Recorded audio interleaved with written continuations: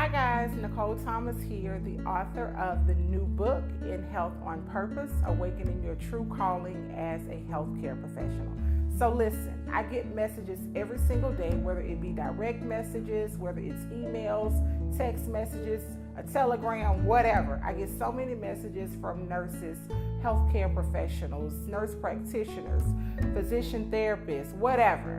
And everyone is asking me questions. So I decided to do a Q&A and answer some of the most frequently asked questions that I get on a regular and routine basis. So here we go. First question that I get all the time, which is a good one, is who are you and what do you do? Well, I'm going to keep that very simple for you because I am a lot of different things. First off, I am the child of a king. I like to let everyone know that. But outside of that, I am a nurse, I am a wife, I am a mom, I am an author, I am a motivator, I am an educator, and I am a purposeful living strategist. To sum up a little bit about what I do, I am huge on walking authentically and unapologetically in my purpose. My purpose is to be a nurse leader and to go back and to help other nurses to be able to do the same thing. My purpose also includes being a community healthcare leader. It is my responsibility, and I have charged myself to be able to take all of the knowledge and the skills and everything that I have learned as a nurse and go back into my vulnerable communities and help serve those communities. It's up to me to be able to ensure that our community is getting the proper health care that they need on a frequent and consistent basis, regardless of what their financial background is like, regardless of what their past may be like, whatever, regardless of the politics that play into it. And so that's just a little bit about me and what I do. The second question that I get a lot of is, when did you know that you wanted to do more than just be a nurse and go beyond the chart? Okay, so with this question here, I used to feel a little bit kind of selfish because I feel like I work in a profession where so many different people aspire and they're doing everything that they can to become a nurse and to get inside of the healthcare profession. And when I became a nurse and started really and truly getting to a point where I felt unintentional, to be honest with y'all, I didn't like it. I wanted out. I wanted to get out of healthcare because I did not feel like I was being purposeful. It was still a void that I had. But what I had to realize within myself is that I could not allow others to put me in a box and confine me and say that you are a nurse, you're supposed to go work in a hospital, you're supposed to go do 12-hour shifts, you're supposed to do what it is that the licensing board said that you're supposed to do, and that's it. I'm more than that. Outside of that, I'm an educator. I love to educate people. I love to motivate people. So it was always that void that I had, knowing that I'm not supposed to just be just a nurse. Really and truly, this reminds me of something that my mentor says all the time, at least my mentor in my head, Bishop T.D. Jakes. He says that a lot of people want to stop as if they've reached their final destination, right? So I'm a nurse, that's my final destination.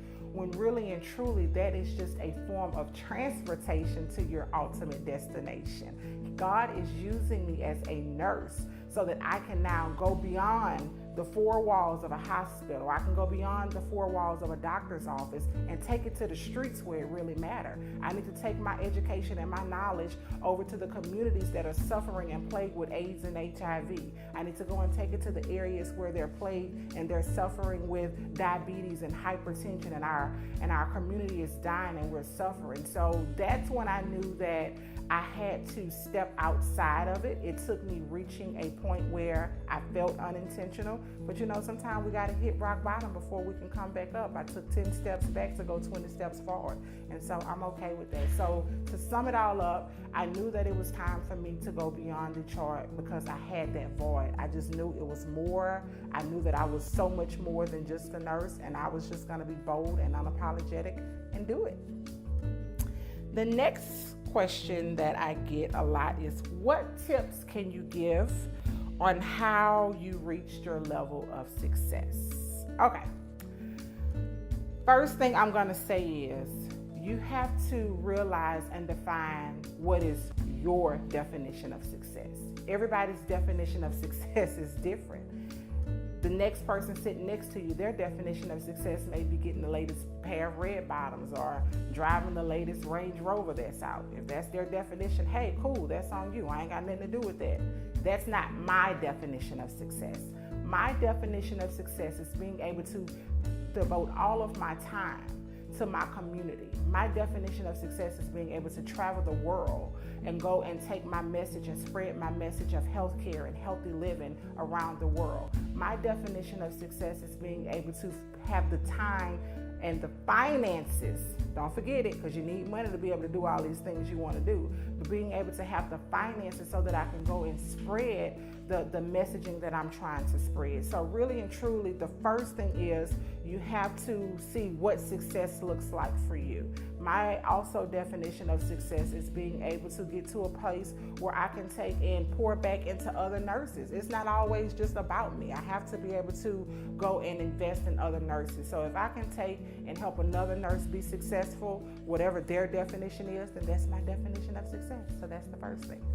The second thing is you have to get committed to your purpose. Things are going to happen. People are going to talk about you.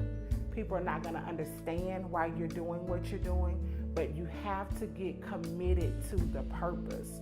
You have to have that certain level of resiliency to continue to move forward whenever things happen and whenever things go wrong and whenever, someone doesn't want to support you on something and someone said they were going to do something but they did not do it. You have to continue to have that certain sense of dedication to your purpose. So that's the second thing. The third thing that really and truly helped me to reach my level of success is to go big or go home. I say this all the time. Anything that I can build on my own and I can do by myself, it's not much of anything at all. I need my dreams to be so big that they scare me. I need them to be so big that when I tell them to my friends, they look at me sometimes like I'm crazy.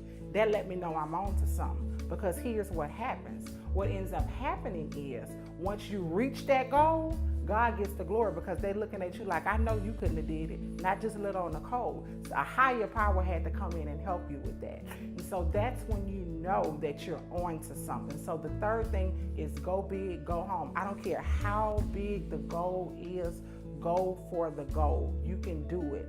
Just make sure that you stay committed to the purpose, get that tunnel vision, and do not get sidetracked.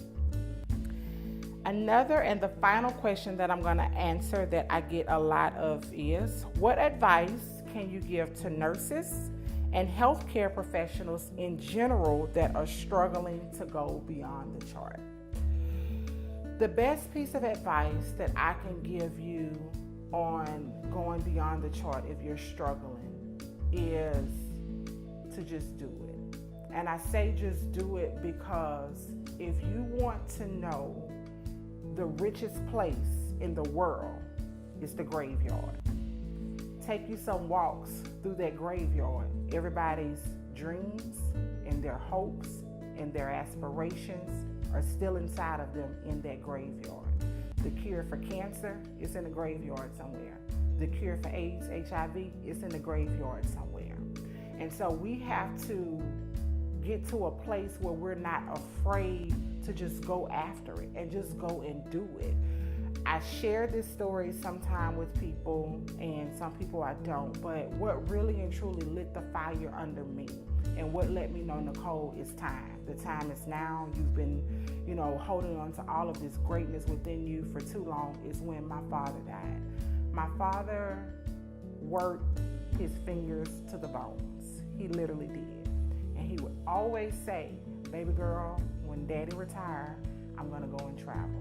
When daddy retire, I'm going to go do this. When daddy retire, I'm going to try to get my famous peach cobbler out there, right? Here's what happened.